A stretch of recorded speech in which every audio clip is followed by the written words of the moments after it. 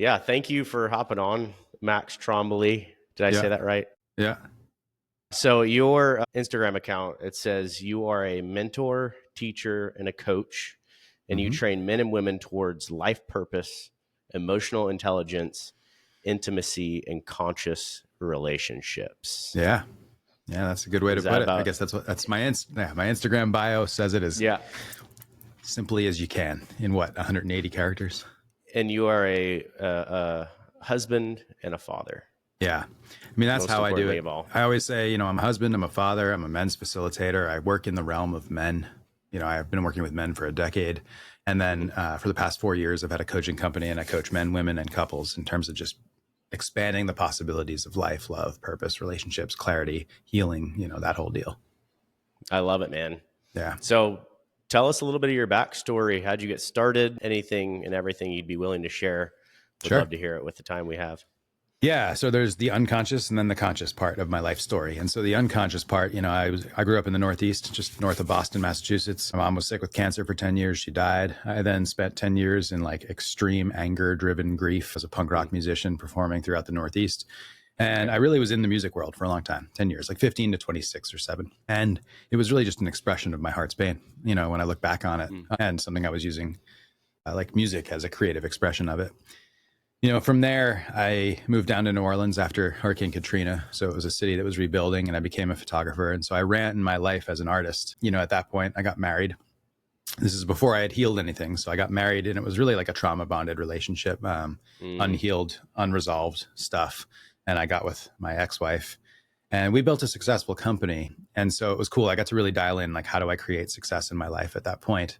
I was 27, 28 when I entered into that realm. But by 35, I had bought a farm in Virginia and I realized I was in the wrong relationship. And this is really where the consciousness starts. This is where the rubber hits the road. Oh, Gotcha. My ex-wife had a really profound mental illness. It was very difficult. It was very abusive emotionally to be in relationship with. And once we learned it, that she had it, I reached out to a therapist and the therapist was like, well, here's the number one thing you need to learn to survive this and cope with it. Yeah. You have to know the difference between your experience and your truth and her experience and her truth. And when she said that, I said, wait, what? Like, what do you mean? I thought truth was truth. And she's like, no. Her reality and your reality are completely different. Everything she believes is different from what you believe. Everything she knows and these are different. And it blew my mind. And she suggested that I read The Power of Now, Eckhart Tolle. And Dude, I'm literally currently reading that. Dude, mind blowing. I listened to it all day yesterday. Yeah. Super important book for anyone that has like, how do I change my life? Start with The Power of Now. And then Man's Search for Meaning by Viktor Frankl. Yes. And there's a bunch of others I can suggest. You can, whatever. Anyway, trying to be in a relationship with someone that has an incredible mental illness is a game of what the hell is really going on. And then looking at my own emotions, my reactions, my responses, and going, what is this? Like, what is this whole field? And in the boiler of that moment with my ex, I cracked. It was sort of like, trauma happens either like in one moment where it's something that's so beyond your capacity to handle it that you have a trauma experience. But there's a different kind of trauma, which is the unrelenting hardship trauma, where after a period of time, just under like unrelenting duress, like you sort of just hit a moment where like it's hard to explain, but like you kind of crack open and different things can happen. In some cases, people will dissociate or they'll go numb or they'll, whatever. But in this case, what happened for me was I sort of just was like, I was working on a farm at the time, and this is an important piece of context. I was in nature. I was feeling the breeze. I was in the dirt. I was in the water. I was swimming in these creeks. And as this unrelenting hardship was happening in my home, I was living my day to day in the freedom and the peace of life. And the dichotomy of the two just created such a crazy experience for me. I'd get home and she would just be like on fire. And I was just like, what is this? This isn't even real. Like, and I don't want to spend too much time. This isn't about her. In that moment, I just went, I want better. I want a real life. I want real love. I want a woman that can love me. I want to be expressed in my highest possibility, and I cannot do it under duress. And in that choosing of that moment, I filed divorce like very quickly after I realized that. In choosing that moment, I then chose consciousness. And what I did is I went, okay, how do I grieve the end of this relationship cleanly so I can be free of it? What do I need to do to grieve that? And then what else do I need to work through so I can heal whatever is holding me back, so I can become the highest expression of myself?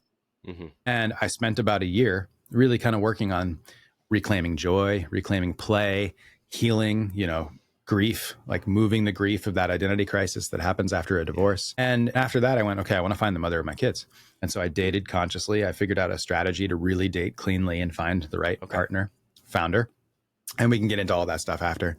And that was 6 years ago. So now my wife and I have been together for 6 years. We have 2 kids, 9-year-old, who was 3 when I met her, and my 4-year-old daughter. And anyway, what I'll tell you, I've worked with a number of men over the past 10 years, and we can reclaim clarity. We can reclaim the life we're here to live. We don't have to live in delusion. When we decide to take our lives seriously and choose to heal and then create powerfully from a wider consciousness, everything becomes available. Whatever you want. Success, better intimacy, more sex, just a profoundly different experience of life. Like every day I wake up these days and I'm just like, yeah, I'm fucking crushing it. My wife feels good. My kids feel good. I feel good. My business is working. And this is not from a place of, I came across this magically. Like I'm consciously driving my life forward. You know what I mean? Mm. Yeah.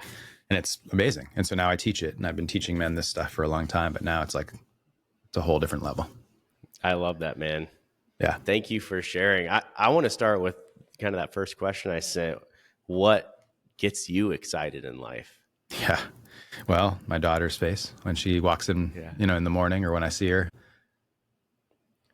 My wife, when she looks at me, feeling that proudness of where we are and what we're creating, sitting around fire with men. I'm surrounded with a bunch of men in my life who are really after it, like after it at a level that's completely different than anything I've ever seen in the public sphere. Men that are after it in terms of success in their businesses, men that are after it in terms of success in their relationships and the legacy they're here to leave their kids. Yeah. There's a group of men that I'm surrounded by. And by that, I mean like 5, right? Like a small group of men. And we're in the formative stages of kind of this new form of masculinity where it's just like, we're here to crush at a completely different level. It's humble, it's quiet, it's powerful, and it's just big. And so that's what gets me excited, just feeling that field, and then the other thing is music. I just love music. So like, for the listeners, when we popped onto this recording, I had this like music blasting and I was just feeling joy in my body. But I really love music, and I get lit up by just rhythms, old rhythms, organic rhythms, dance rhythms. I love that, man. None of those things have anything to do with possessions or anything of this world. Those are all just relationship existential experiences. Yeah. Well, and we'll get into something in a minute, but at the end of your life, you're not going to look back and go, man, that car. You're going to look back and go, wow, the birth of my daughter. Wow, the love of my wife. Like it's 100% relationships. That's what life is about. That there's nothing else. Possessions don't really matter. I mean, they kind of do in terms of your felt experience. Like it's really fun to have a nice fast car. It's really nice to have 4,000 square feet in a house, but it's okay. People have happiness in 1,000 square feet and no car. Yeah. So I love that. Yeah. Conscious masculinity. You use that phrase a lot. Yeah. What the heck does that mean? Yeah, to be a conscious human being, it means that you know what you're operating on. You know what is happening that is causing you to feel and believe what you feel and believe. So unconscious would be you're just acting from your old beliefs and wounds that you developed as a child. And you're just replicating these habits and patterns in your life as if you have no control. Often when people say like, I don't know why this keeps happening to me. Well, it's because you're unconscious and you don't know why you keep creating that dynamic in your life. Conscious masculinity means I'm a man and there's certain things about being a man that matter. And I have some capabilities as a man that I can create from. And either I am living in the harnessing of my power as a man and my capacity to show up widely for my family, or I'm not. And I think that, once you become conscious as a man, the next step is, okay, what am I here to hold? What am I here to create? What am I here to serve? What am I here to do? And when we look at those questions, often, once a man becomes conscious and starts to really understand what's driving his system and what he's capable of doing, couple years in really clicks because enough practice, enough on the mat of, okay, I'm going to train to become wider in my capacity, wider in my ability to be present when things are hard. Things really shift. And I've seen it with quite a few men. There's practices, meditation, there's embodied practices that we can do to change our nervous system and our relationship to our nervous system. And when we do those practices, things tend to shift in terms of how we feel. So on that note, what are some of maybe the top practices that you've taken on in your life that have really served you well and that you teach other men? What are some of the top ones that are really helpful? So I teach a lot from the realm of embodiment, which means we have bodies and we are at the effect of how they feel. So if our body is stressed and inflamed because we're holding stress, then we're going to act from a reactionary, overstressed state. So a lot of what I'm teaching is how to shift energy in our bodies so that we feel more at ease and more free, less stressed, less depressed, how to increase vitality. Also, I started with meditation and I still meditate 10 years later. And the reason is because to be free of your thought, to be in that beautiful space between thoughts, that's where freedom is. When we are in our thinking mind, we are at the effect of our thoughts. When we can put our thoughts aside for even just a second and feel wide, that is freedom, because we're just in the moment of now. And so I really do meditation, 15 or 20-minute meditations where you just notice your thoughts and you let them go. Notice your thoughts and let them go. That's practice number one. Practice number two, breath that really flushes your energetic system and kind of frees your body up. So I do a variation of, there's some ancient breath, it's like Wim Hof breath is what they call it now. Oh, yeah. But there's a way I do it where there's some yogic movement too. So cracking open the chest, cracking open the shoulders. Okay. And it's a little more vigorous than how Wim does it. But I use a breath practice to really just flush my energetic body and kind of remove the stress or tension from parts, chest, shoulders, etc. There's some other practices that are really good to do with partners or like in men's spaces where, you hold like difficult yogic poses and root down into the ground and really feel stable in your presence and really practice at the edge of presence and losing presence under duress. And the reason we do that is because we want to expand, the masculine capacity to be with hardship so that when your wife or your kids are like kicking off with their like, anger, frustration, whatever, instead of you becoming a reactive mess and causing damage, can you be like, all right, I see what's going on. I can handle this. To become masterful as a man in life is to become masterful under duress or in chaos. And so when those things are happening, whatever it might be, your ability to go, all right, here's what I can do with it. That is mastery as a man. And so there are practices to practice presence under duress. And I teach them and I use them and I've done them myself.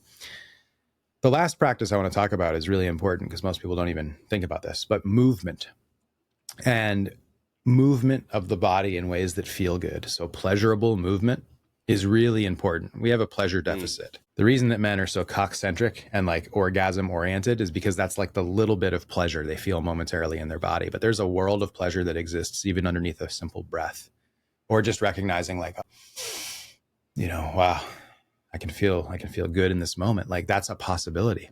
And so I teach some practices that are just around like opening the pleasure body. It feels really good to like rub your fingers on your forearm. And like, if you're in a moment of meditation and movement and like, just touching the inside of your forearm and breathing, you can really root in this moment of, wow, I feel good to be alive. And that's a radical statement in a world that is so heavily burden, hard, so it feels good to be alive. Imagine that, a practice that brings you to that place. So that's one of them, and it's all real. It's all real practice. And it happens on a meditation cushion or a yoga mat or just anywhere you are, in the woods, listening to the sound of the wind in the trees. So, yeah. So the men that, you coach and are in your group, what are some of the common threads in their life when they come in and they don't know how to be present? They're filled with the regrets of yesterday, fears of tomorrow, distractions on their phone. Like, what are some common threads that you see in them that are taking them away from being able to just be present with your body and experience, this just awe and wonder of being alive? And what are some of those things that kind of stick out to you? Yeah. Well, so the question around what takes men out of presence? Yes. All of the coping mechanisms that we develop as kids to deal with the lack of okayness in our experience. So when we don't feel okay, we start coping by getting on video games or getting on our phone or like, whatever mechanisms we use to cope, that pulls us away from the experience we're having. So later on in life, when she, you know, your wife, your partner, your kids want your presence, and you're like on your phone all the time because you're coping with an experience that doesn't feel good in your body, yeah, the disconnect is huge, and it causes a lot of wreckage. But, you know, common threads in men's work, men usually come into my spaces because they're just like, something's wrong, everything's wrong, I don't know how to fix this, I don't know what's going on, I want better. And they end up in my space. And then what unfolds is usually some degree of, I don't know what I'm doing in my life and I want more. I don't know how to achieve success in this relationship and I want more. You know, it's like men that inherently want things to be more or better, and they don't know how to get there. And so I always say it's like success, sex, and sleep are like the three foundational things. Like, do you feel rested? Do you feel lit up by intimacy? And do you feel on fire financially? Like, if you have all those as a man, like, you're crushing it. And so those are the foundational threads that everything else spawns from. My wife and I get in arguments all the time. We're not having enough sex, like whatever that might be. How do we move toward reconciling the energy and creating, you know, passion? So that's a big one. I love that. And kind of on that topic of your relationship with your wife, Yeah, you use the phrase a lot, finding someone who's ready to create absolutely. a relationship. Yep. What does that even mean, to create a relationship? Yeah. So relationships are a co-created idea, and then they're an activated reality. So every day my wife and I are creating together. We're doing together. You know, hey baby, how you doing? What are we up to today? What do you need? Cool. I would love some time with you tonight. Like, connected and together. That's how we live. We're not two separate people living in a house trying to figure out how to like manage together. We're two people that are living as a singular unit. You know, it's almost like a tag team situation. I dated 20 people to find someone that was ready for a relationship. So the majority of people are not even on the game board. Let's say you were like a sports player. Like, let's say you were a volleyball, like paired beach volleyball.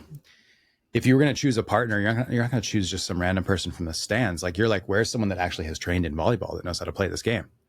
And so you have to look at it like, out of 100 people, only one has ever touched a volleyball. So that's the one you're looking for. You know what I mean? Yeah. And it's the same in relationship. Like, out of all the field of people that are available, like for me, all these women, I was looking for a woman that had some time on the mat. So what that meant, at 35 years old, I was looking for a woman who had either been married or was in a long-term relationship. I was looking for a woman who had a deep and good relationship with her lineage, because I was looking for a woman that was ready to be a mom, that could be a mom and could be a good mom. And the best way to register whether someone can be a good parent is, what's their relationship to their parents? If it's positive, that means their parents did well, so it was modeled well to them. You know what I mean? Yeah, absolutely. So I'm looking for a woman that had a real relationship. And ideally, it was actually really amazing, because when I was thinking about what I was looking for, I was like, look, I divorced my ex-wife. I'm looking for a woman that either divorced or whatever, decided out of a long-term relationship. So what that would say is, she wants better and I want better. So if I could find someone that wants better, then that's a good starting point. And I kid you not, man, I was dating and it was just like, it was really sad. It's like depressing, because you go on these dates and it's like, hey, what do you want in a relationship? And people are like, I don't know. I mean, I just want to fucking do something. And it's like, wow. Okay. You ask the next person, like, well, I'm not sure. I mean, I'm going to move in a couple months. And I'm like, okay, great. Like, the answers I was getting when I was asking people, what do you want in a relationship? What do you want to do with your life? Like, what are you after in terms of the grander scheme of life? People have no clue. And they're just delusioned by what it is it's a life of addiction. It's like peak experience addiction. They're just like, I don't know, I'm going to some festival next week. And it's like, okay, but what about your real life?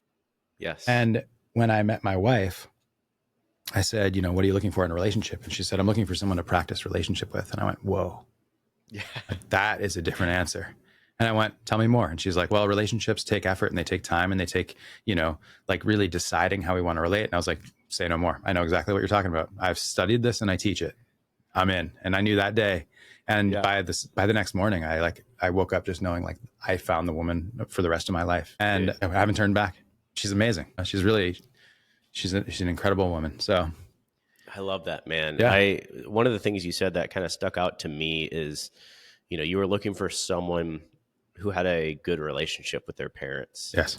Because that's an indicator that, you know, their parents were able to model what that looks like. And I mean, that's an ongoing conversation with me and a lot of my friends, and something that I'm working on. I want to know how to model a relationship with my wife for my kids. And so I wonder, can you talk on that a little bit? Like, what are some practical things that you do with your wife that Yeah. model a good relationship to your I children? just love the shit out of her every single day. Like every single day, I'm like, I'll walk by her and I'll fucking, slap her on the butt and I'll just be like, baby, I love you. And like, I'm like, oh my God, like I love you. Like I'm always on that track with her. Good Yeah. job. I'm proud of you. Also, I model apologizing. If my wife and I get into something Mm, in front of my kids, I'll go, baby, I'm sorry. hmm. I could have done better. And so, the things that are healthy in relationship, we do it live and we do it in front of our kids. Yeah. The things that are unhealthy, we also do live and do it in front of our kids. So the whole thing has to be on the table. I mean, my wife and I are pretty careful with what we say in front of our kids. So if we're like Hmm. really in a moment, we kind of take it away from them. But there's no Yeah. way that kids aren't. You know what I mean? Hmm. The kids can feel it all, and they can feel if mommy and dad are having a moment. So anyway, I just try to live the most alive, yes, life with my wife, live in front of my kids, so my kids can feel it, and I Mm, onboard them into things. So like asking my son, like, how did that make you feel? Like having him have mm, reflective thoughts around experiences that he's having, even at 5, hmm. 6, 7 years old. Yeah. That's part of how we model depth and understanding. Mm, And we've talked a lot about different things. Like I'm kind of teaching him about life during carpool. I'm teaching him about life in these moments where like I just get to have like, yeah, just deeper conversations. So, even hey, like, mommy and I are really in a moment and we're having a hard time, but I want you to know that like I love her and it's okay. And this is what adults do. We get into mm. conflicts and we resolve it. And so even talking to them about those kinds of things, I think that's how you sort of not only model, but teach how to relate. Does that make sense? Yeah. Yeah. Absolutely. How, I Yeah. mean, I think I know your answer, but like, how important is it to show affection to your wife in front of your kids? Because Oh, it's that everything. is, yeah, because that I'm still learning how to do that. Like, Yeah. it's not, it's so, it feels so unnatural to me. And my wife feels the same way. It's something we're talking about, and I really want to Yeah. grow in that area. But how important is that? It's the most important. Well, for two reasons. First of all, love her always, no matter where you are, because that's what love is about. You know, for a woman to feel loved by a man, it's not only presence, it's activated energy, it's excitement. And so, Mm, if she's like, oh, that kind of aliveness in her body, and that comes from your hands on her in some way, hands around her waist, a hug from behind, hmm. even like if you're talking to her and you just pull her hair back behind her ear and just go like, wow, you're beautiful. Like those kinds of things will just Yeah. completely send electricity through her body. And that Mm, really matters. It's the aliveness of life, and we get to do that yeah. as partners. We get to light our partners up in all sorts of fun So ways.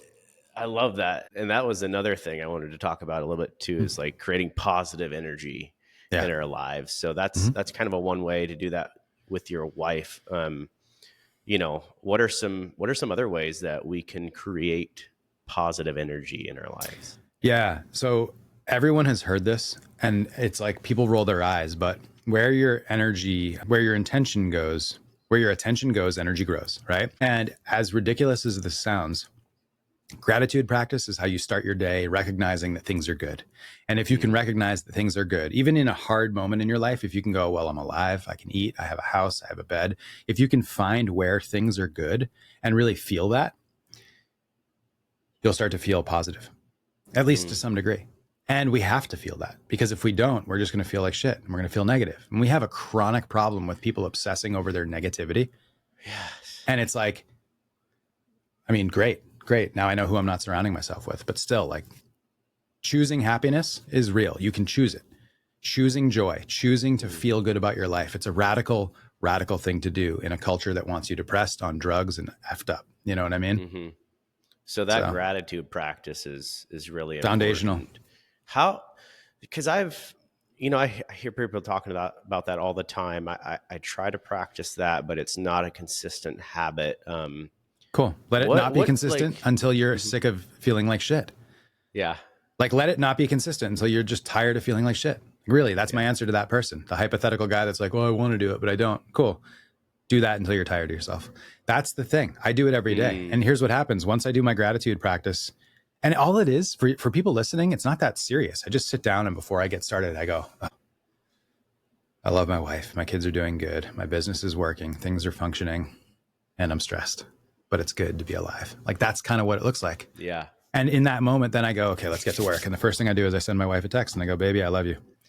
That came from Mm, my gratitude practice. So she's now sitting in a place of going, oh, he loves me. She feels good because I did my responsible thing of tapping into what's good and sharing it with the people around me.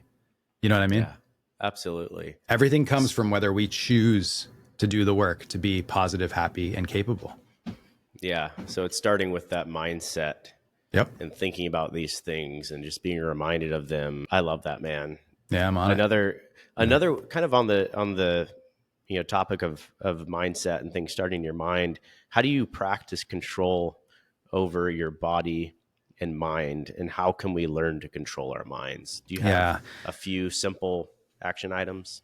Sure.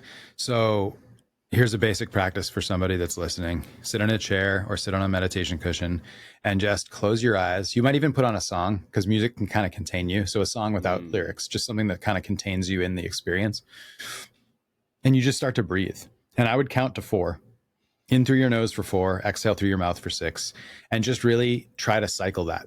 And by having music that contains you and being attached to a count, you're really allowing yourself to just grab onto your present experience. And so you're just here.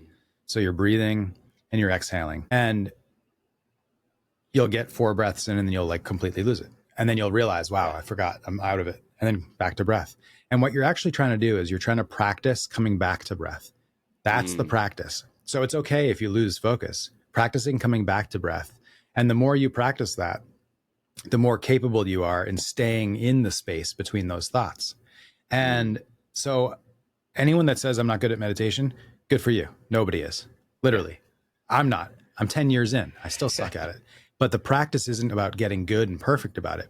The practice is I can now sit for a good 30 seconds in between thoughts without having to worry about anything. And then cool, thought pops up. There it is. Let it go. Back to thought, or back to space. Meditation is a practice that gives you freedom. You know what I mean? Mm-hmm. All the things that are going on in my life are secondary to the moment of now. I am here. I am safe. I am free, and I can create from this place. And so that sounds like that's like the powerful mechanism of it, that it creates that freedom from the distraction, from the worries, from just filling ourselves with so many things that don't need to be there throughout our day. Yeah, well, the most powerful piece is that when you train the part of you that goes, okay, I'm having an experience, a thought, but I can come back to, I'm safe. When you practice that over and over and it becomes stronger, then in real life, when things are kicking off and like she's yelling at you, you can go like, okay, we're having a hard experience, but there's a truth here, which is I love her and she, like we can connect, I can repair, we can, the pivot toward consciousness is a pivot from being in relationship to what experience is happening to being aware of what experience is happening and then choosing from the awareness rather than from reactivity. Yes. Does that make sense? Yeah, absolutely. Yeah. Just not becoming our feelings. Yeah. And not just living as a constant, like drunk on feelings human, which is what most people are doing. I talk about emotional sobriety. It's like, stop with the feelings, stop with the processing, start at, okay, I'm a mess. And really, I just want love. I want to love you. What do we need to do to get back to repair? Like, that's the foundational thing. Yeah. I love that, man. Dude, I want to hear about 2017. You sat down with 20 elders. Yeah. Most or all of them were 60 or older. All of them are 65 or above. Most were 70. Yeah. Why'd you do that? What'd you learn? First of all, I want to commend you for catching that. I put that out a long time ago, and you're the only person on any podcast or anywhere that has caught that and realized how important it was. So good for you. Yeah, man. I was like, I got to hear about this. Yeah. Okay. 35 years old. I had been meditating. I had been reading some books, and I just went through a divorce. I filed a divorce and left my ex-wife. And I was in this moment of, okay, what the fuck? And I had a realization where I was like, wow, I could do anything. Like, I'm 35. I could build a company. I could be a playboy. I could be free for the rest of my life. I could create like art and do whatever I want. And then I was like, oh, but what about the kid thing? Like, I really want kids, I think. And I was like, fuck, I had this thing. Like, do I want to become a family man and have kids? Or do I want to just like have the freedom of a, millennial, like free man or whatever? Yeah. Or so I thought. It was free at the time. And I was like, how do I figure this out? And so I really thought about it. And I thought, I had been doing some reading around initiations, and I kind of understood what we've lost in terms of our culture. And one of the things we've lost is elders, the elders of a village that can really guide people toward depth. Absolutely. And so I really just had this crazy thought where I was like, why don't I ask some old people? Like, who do I know? And I knew a couple people. So it started haphazardly. I was like, I knew someone that lived on a farm in Mississippi. I live in New Orleans for everybody that is listening.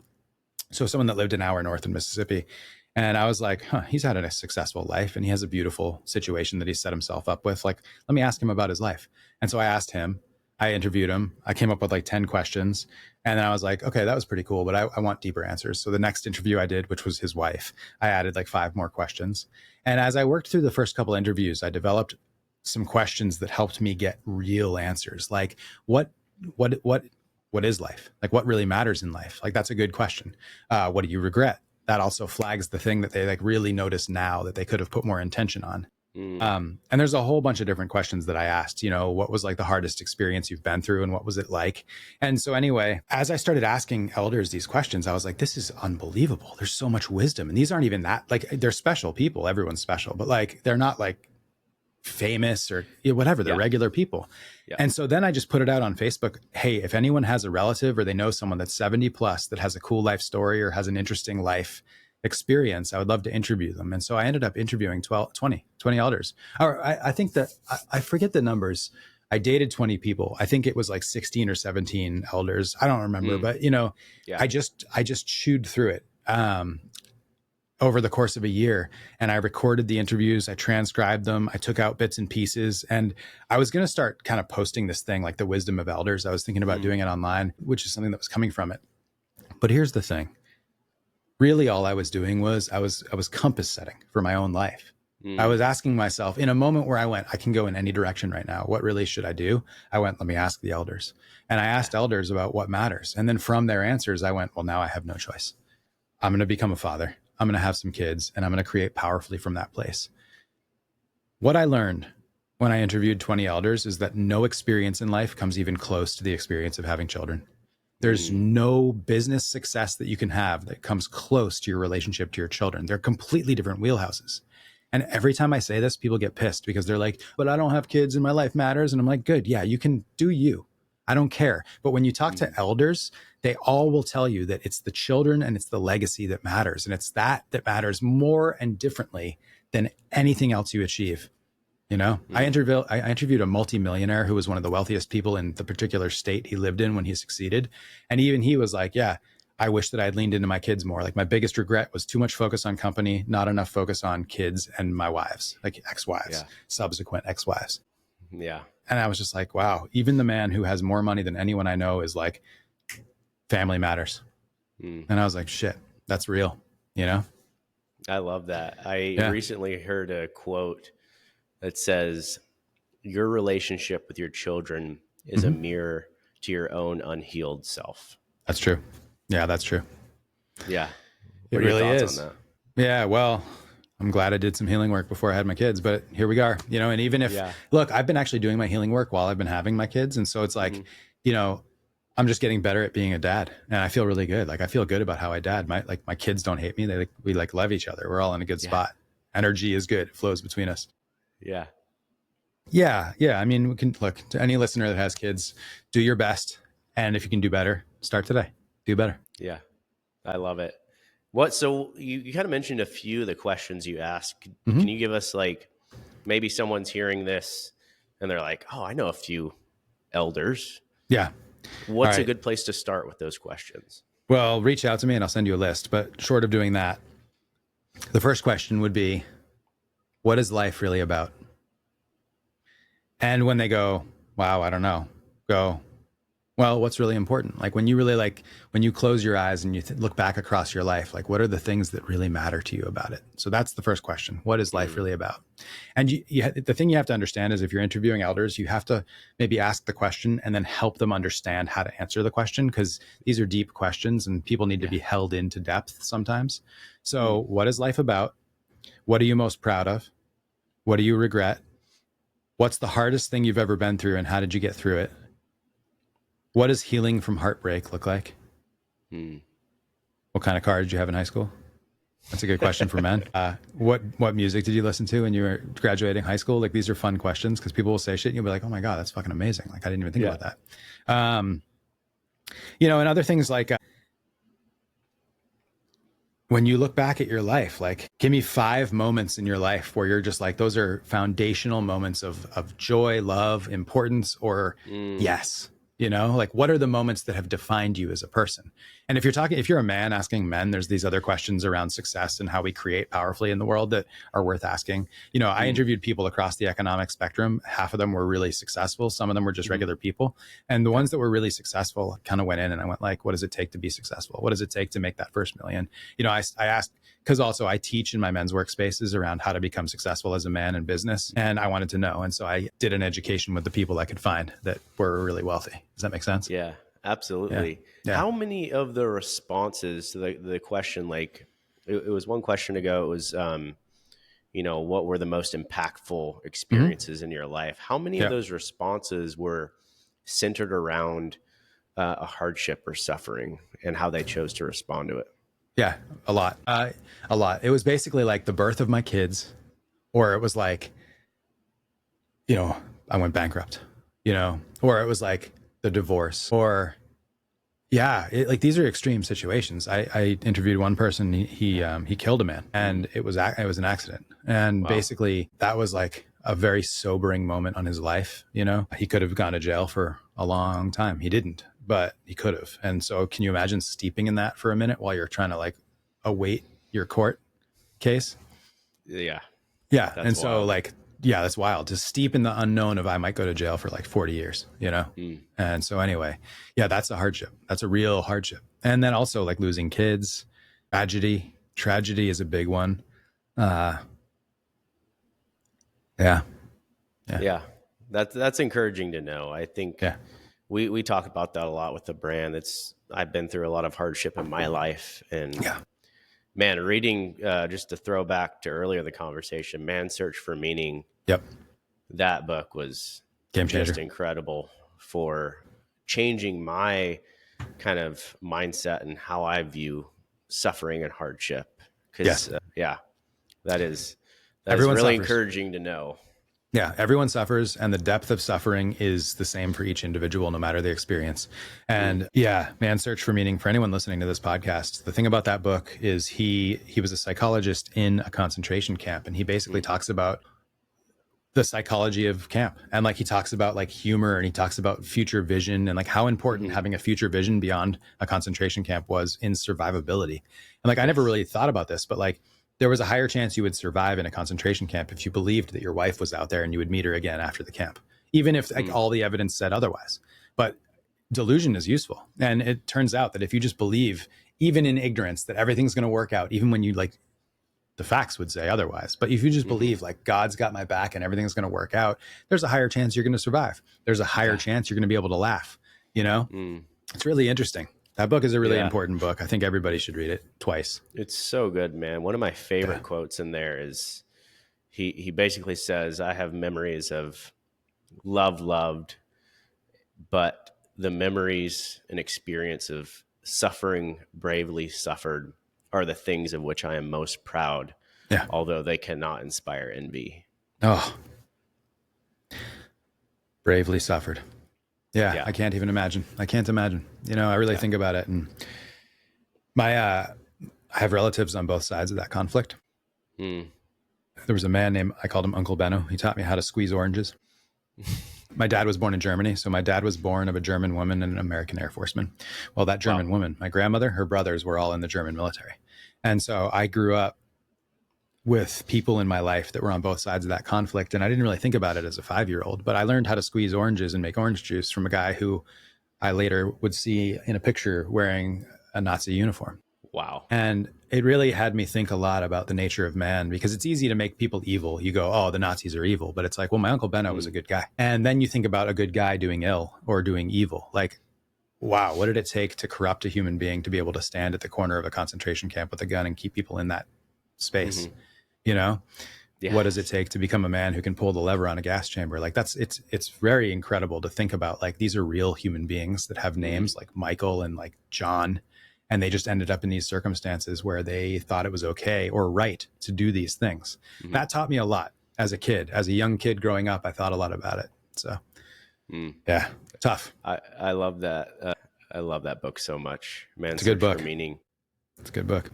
last little question, and this is kind of me wanting to get your thoughts on it. You mentioned the book, Eckhart Tolle, The Power of Now. And so I just jumped back into that literally yesterday. I was listening to it all day, and that kind of happened because I recently just started researching and just wanting to learn more about the concept of synchronicity. Yeah.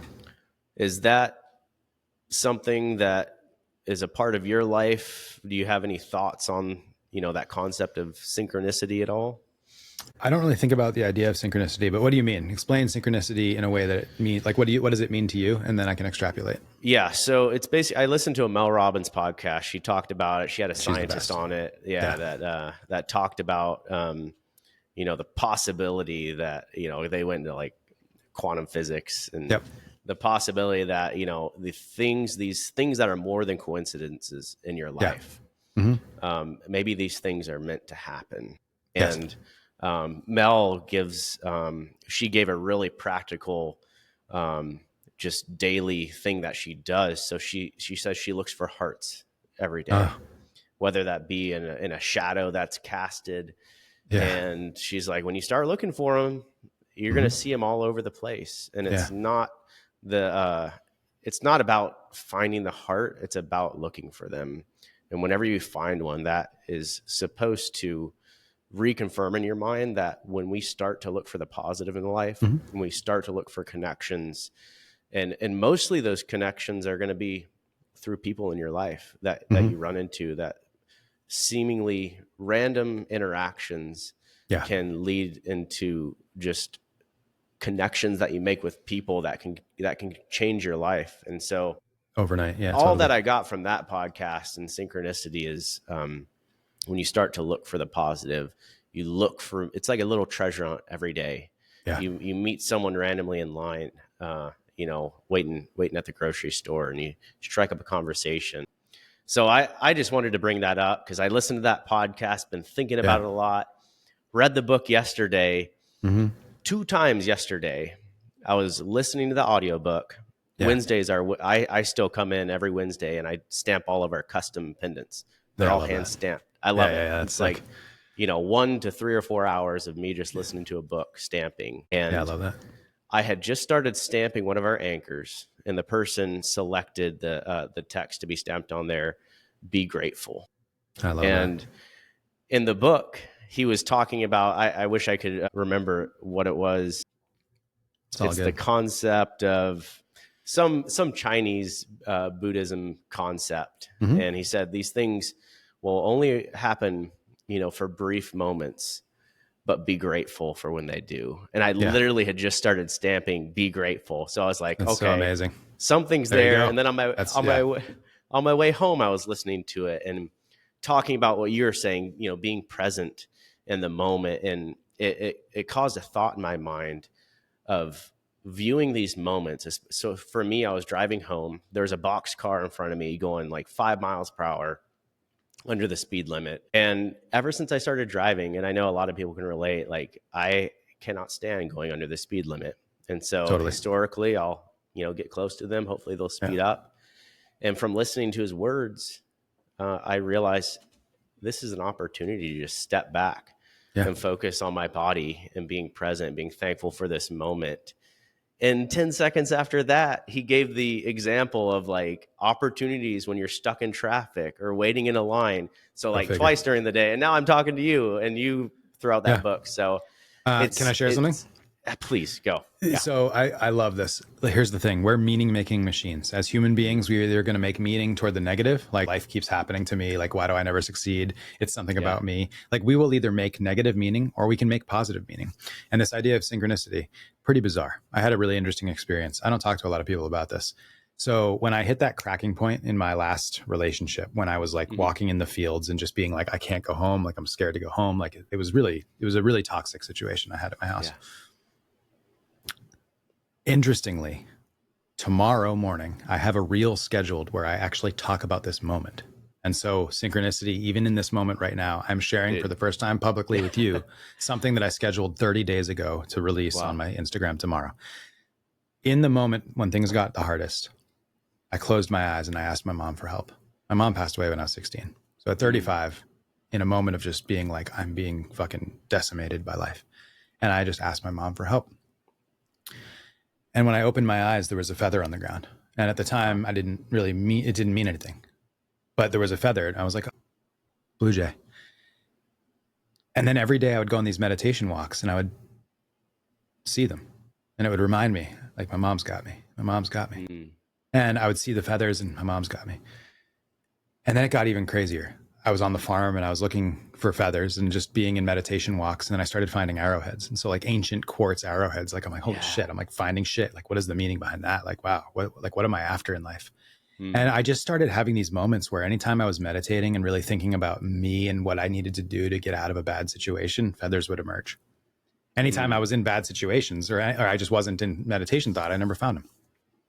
So this happened for a long time. It happened for a couple of years where I just kept finding feathers. And I mean, they're everywhere, man. Like this is my mic stand holding my mic, like fucking sick feathers all over my house. And my house is literally covered in feathers from this period of time. Right there. Yeah. That's actually, this is let me see if I can turn it. That is a bouquet that I made for my wedding with my wife, Kelly. And I made that bouquet out of feathers that I found during this time period.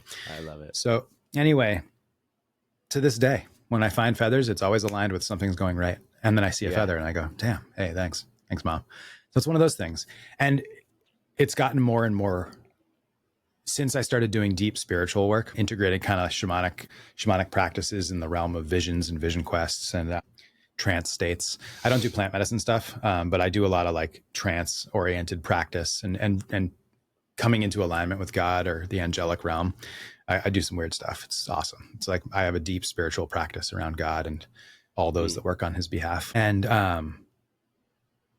I just can't unsee and unfeel what I've seen and felt. And it's been game changing for me. And ever since I started to root into this deeper spiritual practice, everything is unfolding in ways that it's so beyond my wildest dreams that it's bizarre. It's really bizarre. So when you align with correct right path, here's the thing. Everything wants to work for you. Life is alive and it lives. If you look at nature, nature's going to nature no matter what. And as human beings, we will also we'll thrive if we allow ourselves to thrive. Everybody wants to hook up everybody. It's all about like, look, human beings, if we were all positive, we would just be a big joy machine celebrating each other's wins and supporting everything. So when you, as a human being, the best thing you can do is tie into, I'm here to create powerfully and I'm going to do it and do it. And watch how quickly your world decides to support you in it. Your people around you will support you. New people will support you. I mean, look at your company. You started a company and it worked and now it really is working. And like, you just decided on a whim to do a thing and it's working for you. You know what I mean? Yeah, I do. Mine's I'm the same working way. on that. Yeah. Yeah. It's a whole thing. And you know, like I started working, I've been working behind the scenes for a long time, just in like men around a fire or men in yoga studios and coaching and Zoom. But I decided last year to start putting it out online, like what I'm actually coaching toward and what I'm teaching. And it's blown up, man. Like my Instagram has blown up. Dr. Phil reached out to me, like big people that are pretty well known have been reaching out to me and just talking to me about different things. And I'm like, this is really strange. You know, when I was 15 years old, like some of the people I had crushes on, celebrities that I had crushes on when I was 15 have like liked my shit and shared my shit on Instagram. And I'm like, this is fucking weird. Oh my God. You know what I mean? Yeah. Pretty bizarre. Man, that's so cool. Thank you for sharing all that. When I first heard it, you know, you have this inclination and it comes from just society. You think, oh, that's like woo woo. Like that's not real. Yeah. But yeah, it is. Life is what we make it. And we get one life. We're all going to die.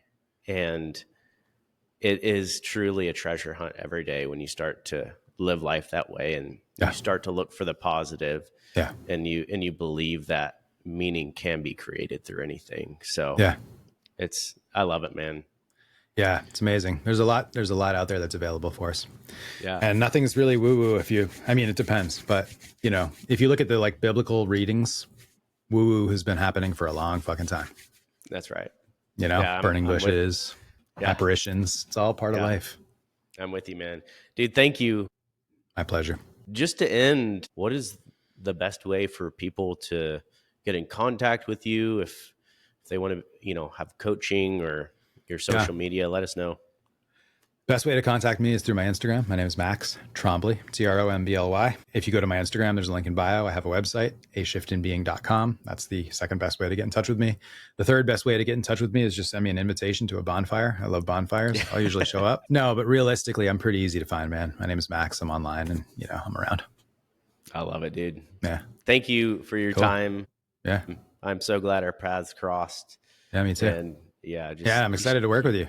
For all the dude. Listeners that are listening, I'm stoked. Yeah. We're going to do some cool stuff. We're going to create together. So stay tuned. Yeah. Excellent. All Thank right, you, brother. Max. It was great talking to you, man. Yeah, you as well. Ciao.